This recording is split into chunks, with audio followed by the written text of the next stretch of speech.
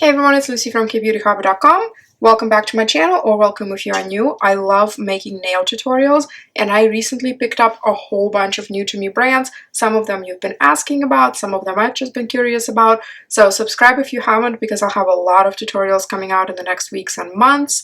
Today we are trying this new to me brand, MoYou. I'll put a link in the description box where you can purchase it. I bought this with my own money. I got two colors. One is this glittery black, and this one is supposed to be like a chrome prism one. We're going to be doing this one today because I cannot wait to see what it looks like on. These are semi-cured gel nail strips, meaning you have to finish curing them under a lamp, and typically brands provide very basic instructions on how to apply on the back, but I've honed my skills of applying nail strips over the last 7-8 years to pretty much perfection, and I will show you a couple optional steps you don't have to do, but they definitely improve the wear and the look of the nails. Inside the box we have a little bit more detailed application tutorial and removal tutorial. By the way, I have a removal demo in my nails playlist on how to remove any sort of gel nail strip. Check that out if you don't know how.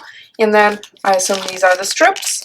And then there's a little file and a little cuticle pusher. I typically do not use the ones that the brands provide because I prefer my own. This is what we get inside. They are absolutely beautiful. I don't think the camera is even doing this justice.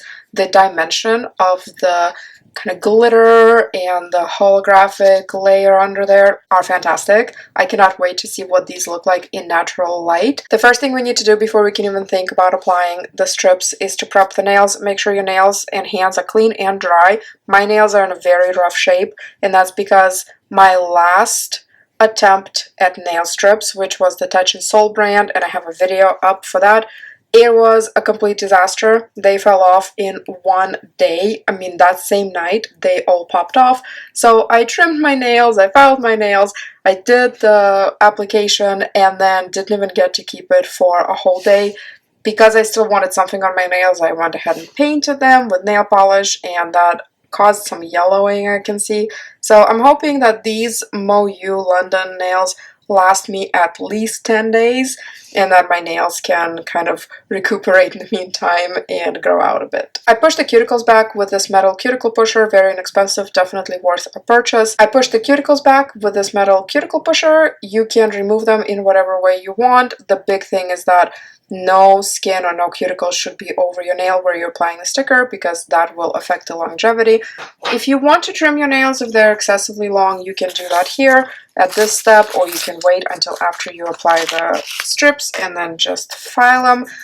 Always degrease your nails. You can use nail polish remover, you can use brush-on dehydrator, which is basically rubbing alcohol, or you can use a prep pad. Some brands provide that, this one didn't, so I'm just using an alcohol pad I already have, and all that does is just remove any other oils that may be left on the fingers. Here comes the fun part. You need to pick a size that fits and covers the majority of the nail without going over the skin. If in doubt, a bit too narrow is better than a bit too wide. It looks like these stickers have two different widths on the ends here. One end is a bit wider than the other, depending on the nail shape that you have. Pick which one should go to the cuticle. I think this one or that one will be good for the pinky. Maybe this one? Let's try it. These do have a little layer of protective film on top, so make sure to peel that off. It's sticky. I usually just start a little pile of trash off to the side and then peel this off. Try not to touch the sticky part. Look at that, it's black on the back side, which is kind of cool. These do feel nice and thick in a good way. Okay, then line this up as close to the cuticle as possible without going over the skin. The reason you want that as close as possible is because, assuming that these last, we don't want the growth to show too fast. I mean, I want these to look fresh as long as possible and not look grown out. So I try to get it as close to the cuticle as possible. And then I'm using an optional tool that is very well worth the money, this little rubber cuticle pusher, to smush down the edges. And just make sure that this is adhering as well as it can. You don't want anything to be sticking over the skin. I keep looking at this nail and I see that this right here is going over the skin no matter how hard I try to make it not go over the skin. So I think I actually needed a smaller size. This happens sometimes. I could just continue with this, but most likely this will start lifting in a couple of days. So I'm going to just gently peel that off. That's going to be my casualty today, and I'm going to go ahead and go down one size. Because I'm a perfectionist, I prefer to fix mistakes like that rather than just power through them. And it really drives me nuts when I see official brand videos, a lot of the times the official ones. Sometimes it's just the user-generated content, but especially in the official instructions, where people put on the stickers, just kind of slap them on and try to make it look like it's super, super easy and quick. And then you can tell in the video that they're not the right size at all. And I called out one brand on that one time, actually a couple of times, saying, hey, these don't look like they're the right size. And the response was, some people prefer full coverage nails. Like, what the heck is that supposed to mean? There's no such thing as full coverage nail. It's either the right size for your nail or it is not. Okay, here we go. This looks much, much, much better. And it's always kind of tricky when it's your first time with a specific brand because you're just learning the sizes. The next time I use these, because I have another set, I will know that the third one from the left is what I need for my pinkies, so there will be no more guessing. Now that it's on, let's go ahead and trim. You can use clippers here. I'm going to use my manicure scissors. You don't have to be super duper precise because we'll file off the little imperfections after curing, but just get that length off. Because somebody will probably ask, why am I not saving that little extra bit, because this is quite a bit. It is wider toward this side, so it's not going to fit my pinky, and then for any other nail it is too short. Even for my ring finger I can tell. So you can definitely save the little scraps. You can actually, I would recommend, if you have super short nails and you want to save those extras, cut the strip before you peel it off so that the leftover is just left on the film.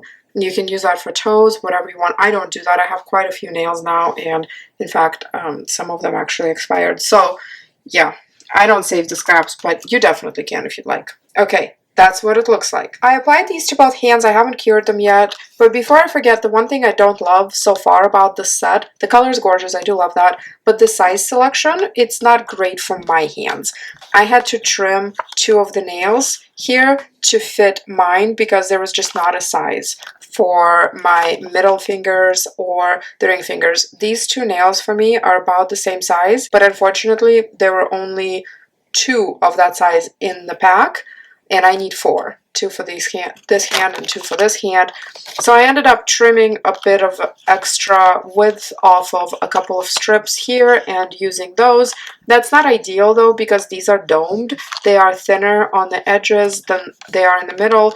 So trimming them takes that off. Plus it's just a little bit extra work to trim stuff, and it's never quite perfect. I mean, you can't tell hopefully which one I did it to, but that's because I have a lot of experience doing that, and I still don't love doing that. So I wish there were more sizes, and especially if I had made a mistake on the middle finger or a ring finger, I would have really been out of luck. So this, what's left over here, I could maybe use these on my big toes, but that's about it. The remaining sizes here don't fit anything, so I'll probably just have to toss them. The official instructions will tell you at this point to put these under a UV light for 60 seconds, but we're going to do an optional extra step, and it's this one. This is a Squish Light. There's a UV light in there and this little squishy topper. A lot of you, including myself, complain that this squishy topper gets kind of ripped up, especially if you have longer nails or if you have sharper shapes like the coffin nails or anything with angles. But even me, I have really short nails and I typically keep them like squabbled without anything sharp.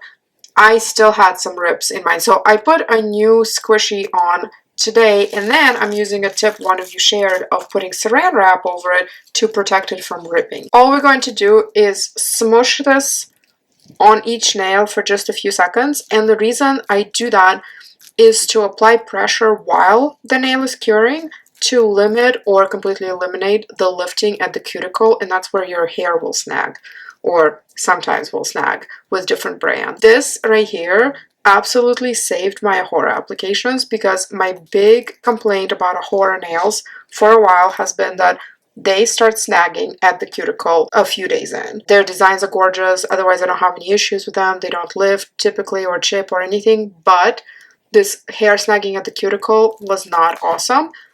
Ever since I started doing the Squish Light, which honestly, I probably kept this on my thumb a little bit longer than I normally would. I just do a really quick pass over both hands like this. It completely eliminated the hair snagging. So now that I know that this is such a magical little tool for under 10 bucks on Amazon, I'll put a link in the description, I pretty much use it with all of the semi-cured gel strips, with the exception of nail log, because nail log never ever snags at the cuticle, even without this. So I highly recommend getting one of these little lights if you have any snagging issues, because it is a game changer. It is not a replacement for a full-size lamp. You still want to cure everything under a full-size lamp to make sure that the strips are fully cured and solid. Now I'm going to do a full cure under the lamp, 60 seconds each hand, and I'll show you the next step. These are fully cured now. The only required last step is to file them. I actually already filed all of these. I left one to show you.